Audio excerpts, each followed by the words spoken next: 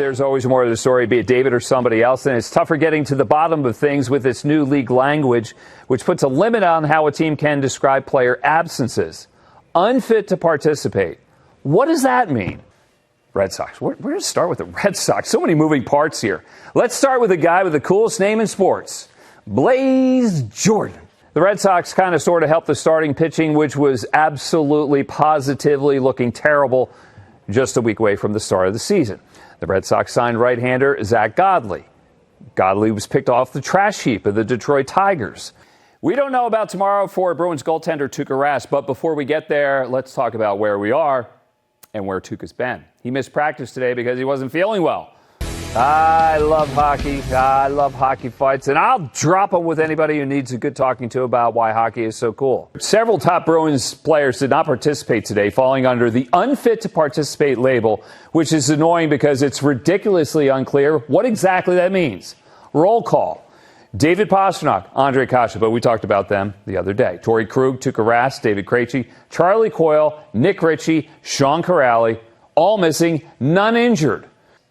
And we're on it. Let's look at sports. We're back after a quick timeout. N'Keal Harry, he is on the trip. He is expected to play tomorrow. He's a tantalizing wide receiver. The trouble is we haven't seen much of him this year. In fact, we haven't seen him in the regular season. He hurt his ankle in the first preseason game, and then he was put on injured reserve after that. Tom Brady hedging a little bit there, and I think I get it because developing chemistry with him is not easy. It's not so much Tom as it is the Patriots offense, which is really complex. It takes a while to get up to speed. Is N'Keal Harry a fast study? We're about to find out. Live in Baltimore, I'm Kevin Walsh, NBC 10 Boston. So the Boston Bruins are turning into the Providence Bruins because of all those injuries. The Patriots, by and large, minus Damian Harris, who's out, and Patrick Chung out, heading into this week, deep into the season, pretty healthy. So it's going to be a heck of a game between the Eagles and the Patriots, about 5 miles south of here. Live in Philadelphia, I'm Kevin Walsh, NBC 10 Boston. Crossing our fingers that they stay healthy, too, Kevin. Thank you. Behind me, that's Boathouse Row along the Schuylkill River, where they have the Dad Vale Regatta, which is Philadelphia's equivalent to, say, the head of the Charles. Just thought you'd like to know what that beautiful scenery was behind me. Live in Philadelphia, I'm Kevin Walsh, NBC 10 Boston. Kevin, that is pretty, and now we know. Thank you. So let's jump right in before everyone else jumps on.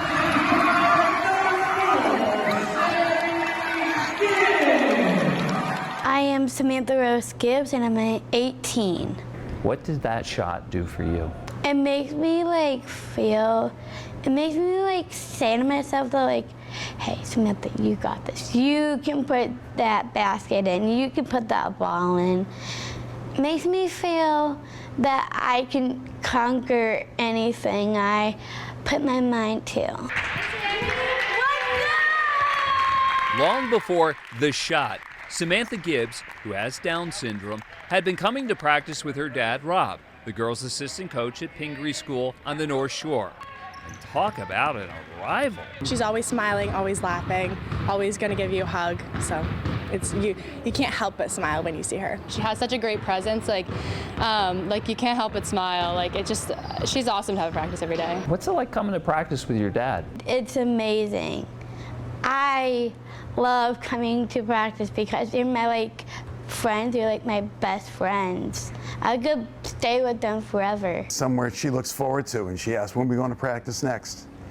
So it's something that's really fun for her. Samantha helps with drills, cuts it up with the girls, and is relentlessly engaged in everything hoops. Oh, absolutely, yeah. This is no free lunches around here. Sammy has to work, and she's an integral part of our warm-ups. She has a special handshake with each player. Samantha's experience isn't just limited to Pingree.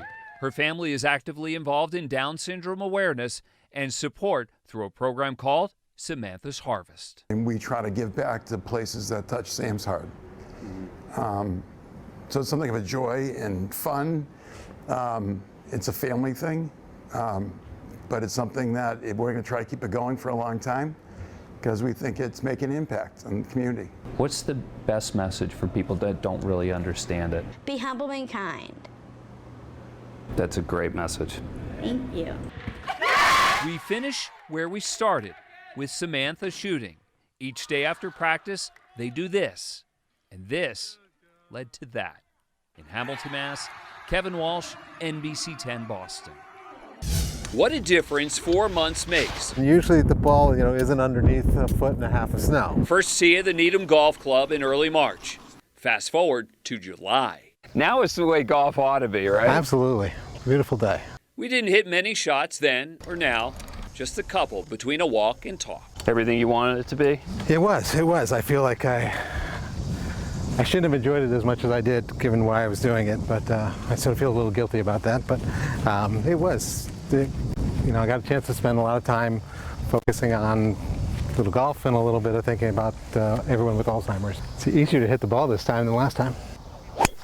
Tops on his mind on the cross-country journey in good weather and bad, his mother in the latter stages of Alzheimer's disease. An emergency text from his siblings put the trip on hold and brought him back to his mother in Hartford. How did you say goodbye to your mom?